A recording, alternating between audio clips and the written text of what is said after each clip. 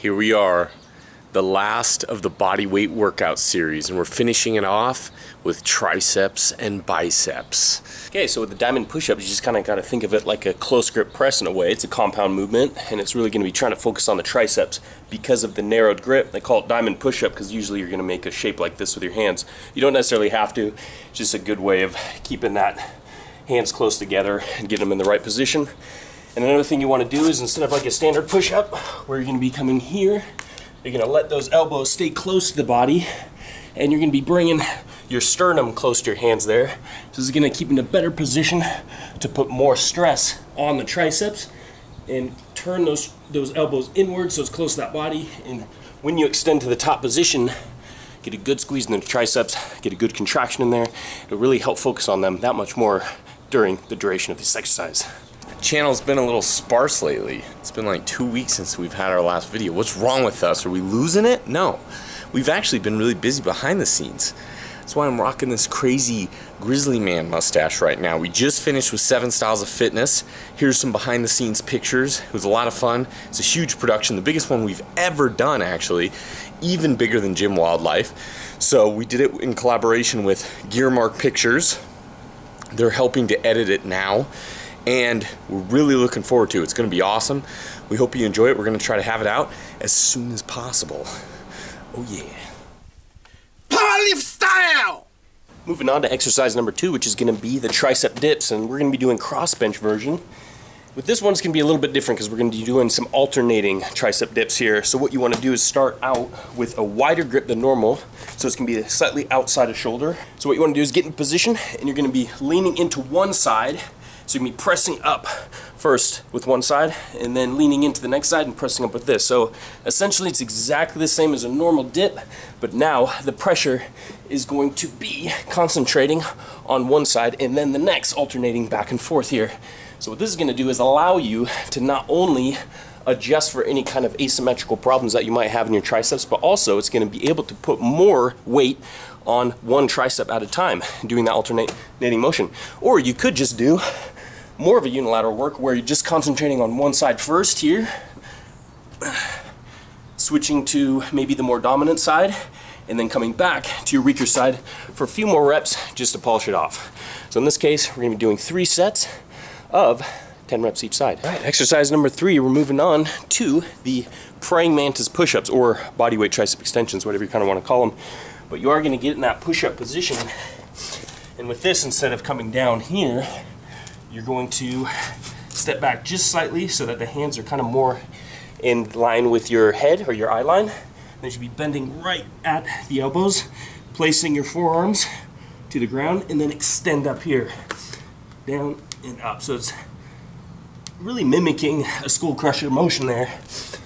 Down and then extend up, squeeze. What you don't want to do is rotate out and then go into a press, because then all of a sudden that chest is really helping out. So really keep those arms, elbows rotated inwards, be bringing it down, touching your forearms, and then extending straight up to the top position.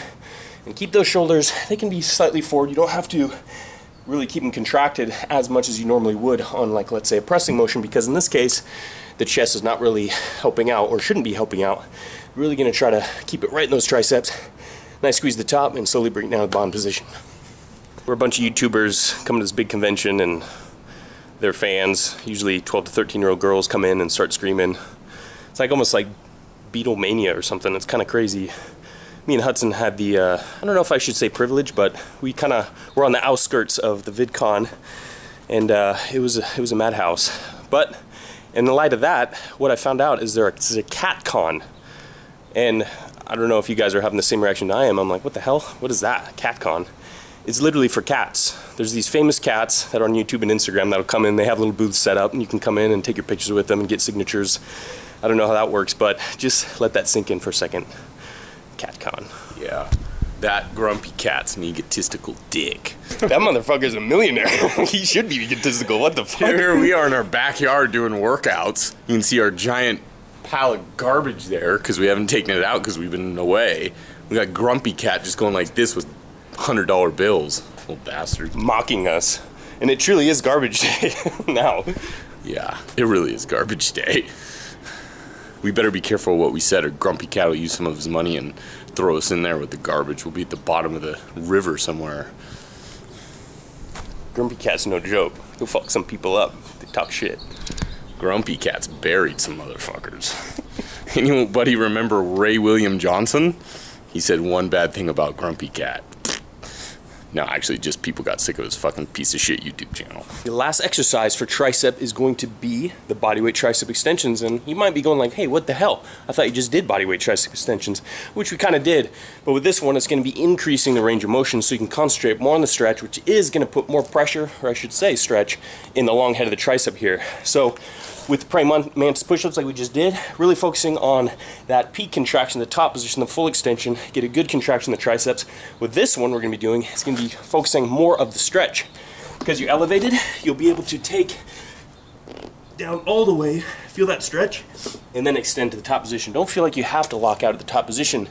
This isn't really trying to work on this, it is trying to work on the stretch. So what you want to focus on in this as well is that time under tension. Moving on to chin-ups. Here's one we don't do very often. We usually do pull-ups. We'll usually do the wide grip pull-ups, but by doing the close grip chin-ups, we're focusing on the biceps, and as you can see, we have our handy rack set up here. You don't necessarily have to own one of these in order to do chin-ups, as this is the bodyweight series. We're kind of making it so that you can do it almost anywhere. So feel free, if you've got a park, if you've got a little pull-up station you can put right in your doorway, you can buy those for about 30 bucks, or maybe you could even just use a tree branch. Whatever is available for you.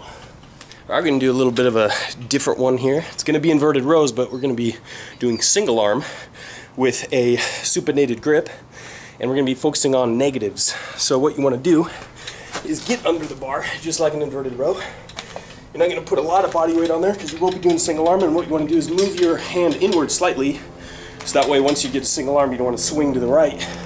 A little bit more in that center line, or close enough. You're going to help yourself to the top position, and then slowly drop it down. Try to hold that position as much as you can.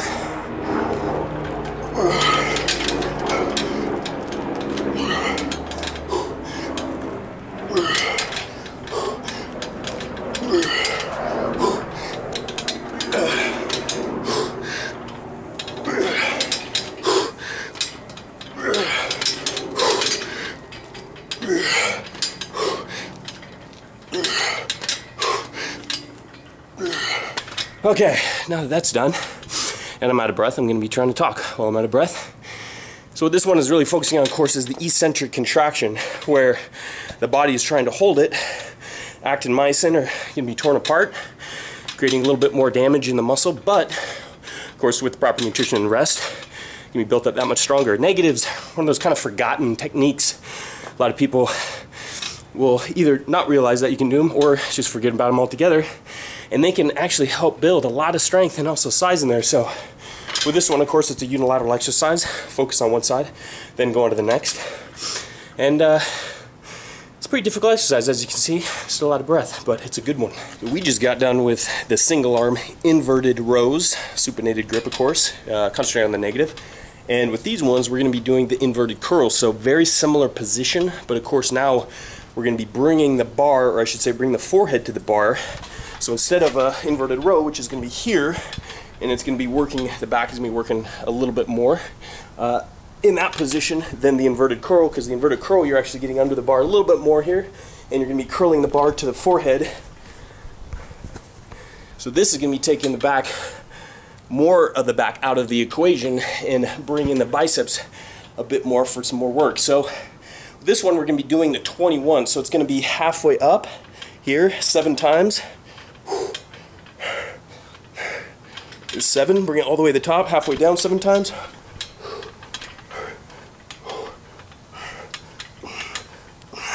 And they're going to do full repetition 7 times.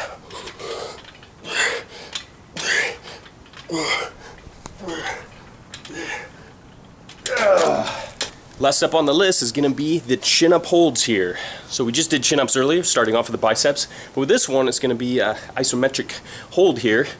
We've done eccentric contraction, we've done concentric contraction, we've done partial reps, we've done negative reps, and now we're going to end it off with the isometric hold here. So you're just going to be bringing it up into the top position, and you're going to be holding this position. Keep that grip really tight, grip the bar, and just see how long you can hold it. Get that squeeze in the bicep. Ugh.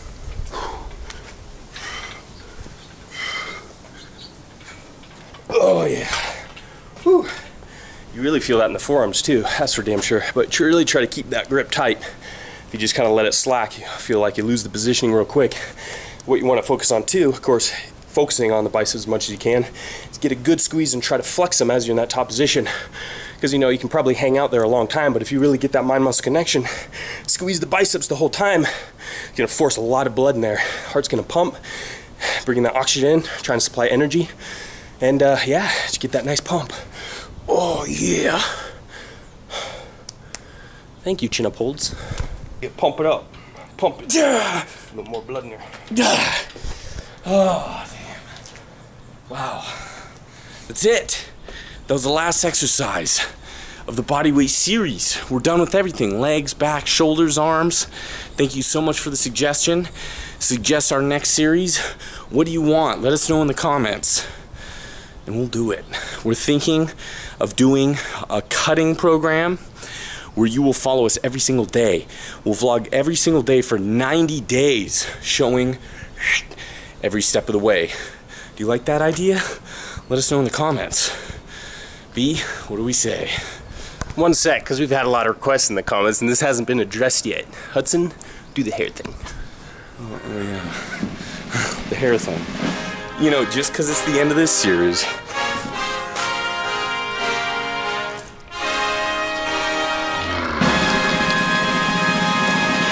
It's magnificent.